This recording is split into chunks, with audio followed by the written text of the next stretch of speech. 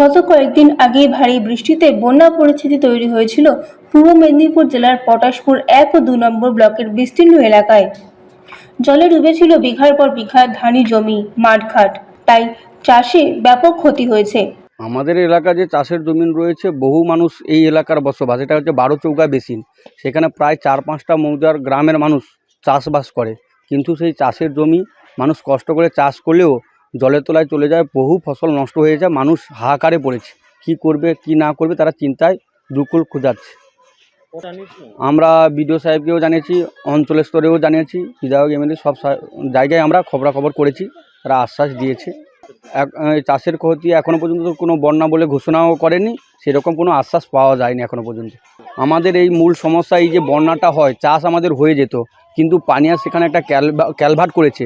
সেই ক্যালভার্টটা পরিকল্পনা মাফিক করেনি এবং জল সংস্কার না করে দেওয়ার জন্য আজকে আমাদের এই 12 চৌকা বেসিনে মানুষের দুর্ভোগের শিকার হতে হচ্ছে। সামনেই পুজো, তার আগেই চাষিদের মাথায় হাত। বিঘার পর বিঘা ধান জমি চলে গিয়েছে জলের তলায়। চাষের ব্যাপক ক্ষতি। আমাদের জল নিকাশির অবস্থা নেই, এই ব্যবস্থা নেই, তার জন্য খুব যে চাষ হবে চাষ হবে না, যে অবস্থা চাষকে আধা মাধামার করে চাষের যে খরচা সে উঠবে না কোনো। প্রশাসন তো এসছিল, ঘুরে গেছে, তো প্রশাসনের পক্ষ থেকে কি ব্যবস্থা নেওয়া হয়? কিছু ব্যবস্থা নেই।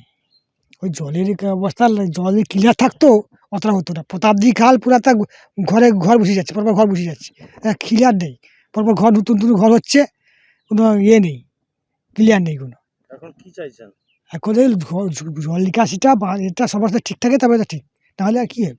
দীর্ঘদিন ধরে জলের তলায় থাকার কারণে ধান গাছের গোড়া পচতে শুরু করেছে। তাদের দাবি, সরকার পক্ষ থেকে যেন ক্ষতিপূরণ দেওয়া হয়।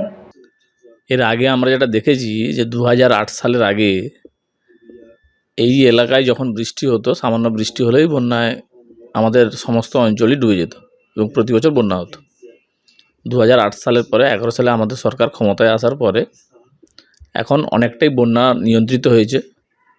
যে একেবারে সম্পূর্ণ নিয়ন্ত্রিত হয়েছে এটা বলা যাবে না, কিন্তু আমি মনে করি যে 90% বন্যা আমাদের নিয়ন্ত্রিত হয়েছে, প্রতি বছর আর ডোবে না।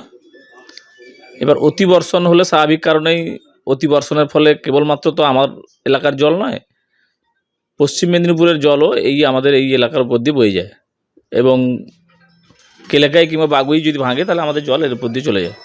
স্বাভাবিক কারণে ঘাটুয়া পুরুষোত্তমপুর খাল আছে, আমাদের প্রতাপদিঘি সিংদা ক্যানেল থেকে জল আসছে। স্বাভাবিকভাবে বিভিন্ন বাইরের জল এসে আমাদের এলাকাকে প্লাবিত করে, আমাদের নিজস্ব এলাকার জলে কিন্তু প্লাবিত হয় না।